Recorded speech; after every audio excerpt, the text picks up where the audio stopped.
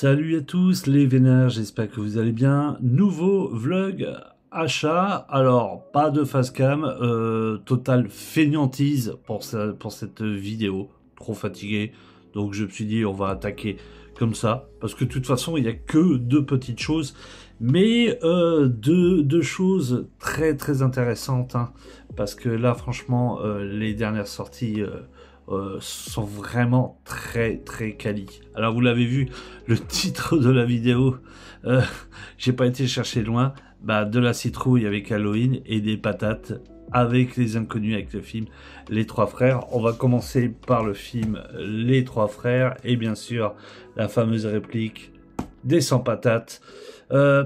Film que je n'avais pas en DVD ni en Blu-ray.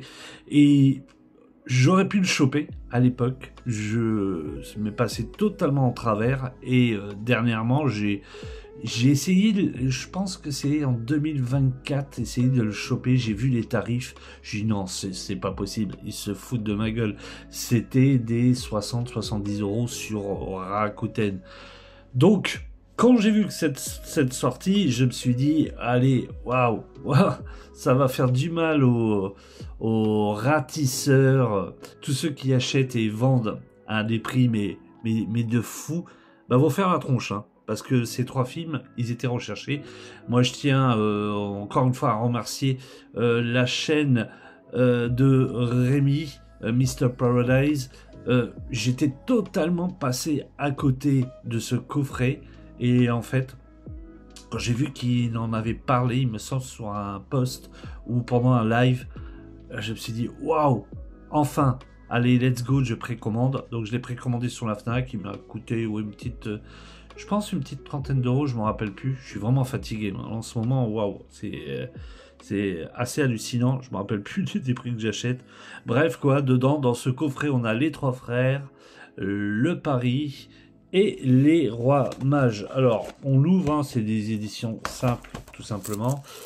Les deux s'envelopper, sauf celui-ci, parce que je l'ai rematé, il est toujours aussi bien, des répliques de fou. La fameuse scène où ils sont chez l'huissier de justice, c'est dingue. Dans la rêve partie aussi.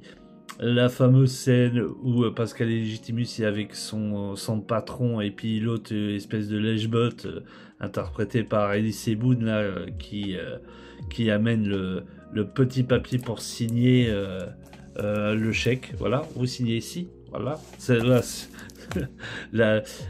Quand il dit la montgolfière, enfin la société c'est comme une montgolfière, faut que lâcher du lest.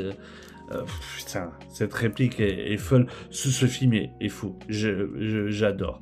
J'oublie totalement le deuxième, mais totalement deuxième. Et curieusement, ce qui est marrant, c'est que quand le deuxième était sorti, c'était à la même époque où ils avaient fait, il me semble, Dumb and Dumber 2. Là, je me suis dit, putain, en fait, les suites sur les comédies que j'adore, faut... Il y a des coups, faut pas toucher, faut pas y toucher. Voilà, et ce film-là, bah, faut plus y toucher. Voilà, c'est dommage. Bon, il y a eu la suite de fait. Le Pari, alors lui, je l'avais vu il y a très très longtemps. Je me rappelle que, franchement, j'avais passé un excellent moment.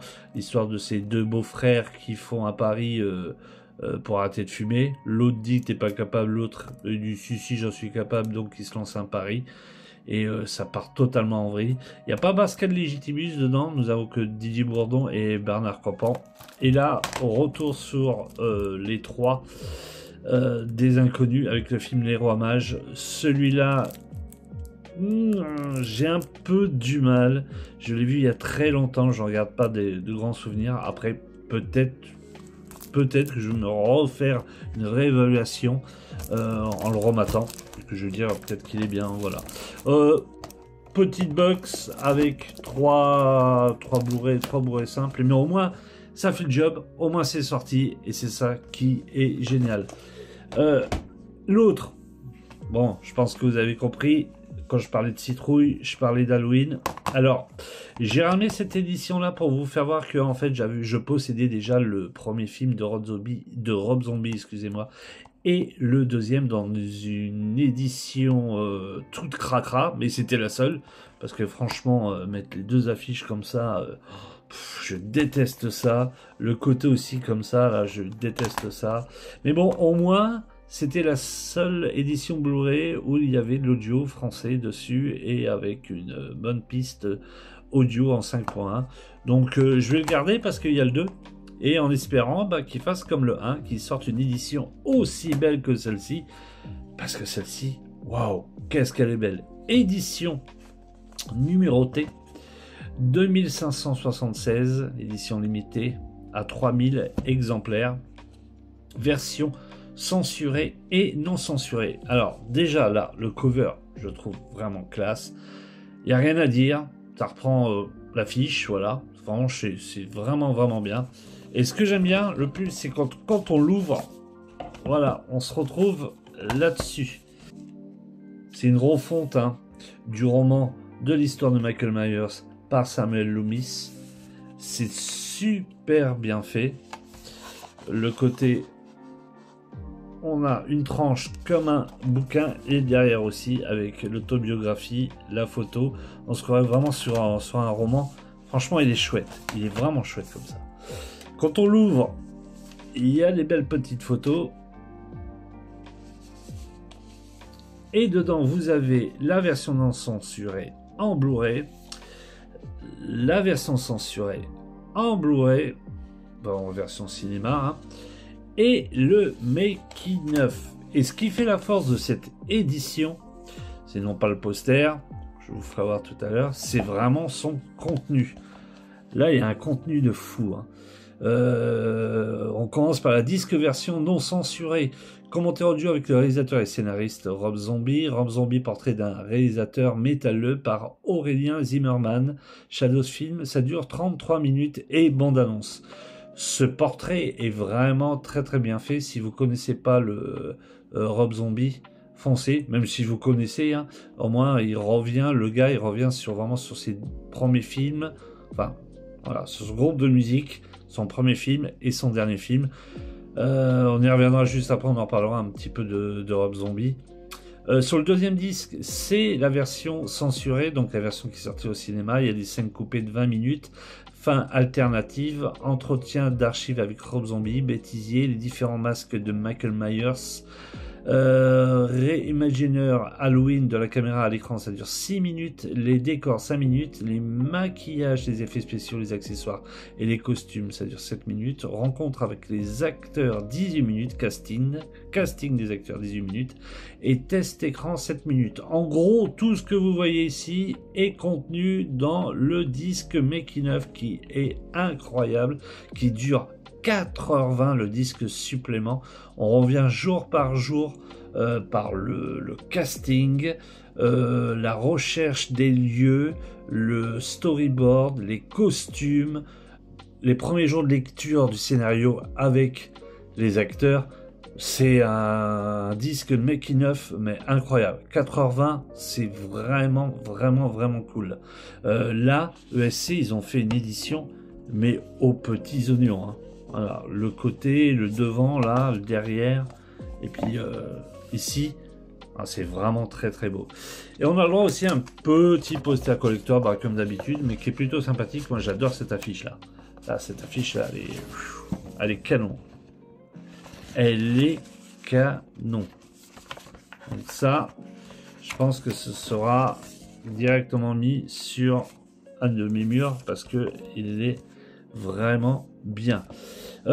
Si je peux parler vraiment du film, moi je préfère vraiment l'original de John Carpenter, même si celui-ci de Rob Zombie est dans la violence graphique beaucoup plus que celui de John Carpenter.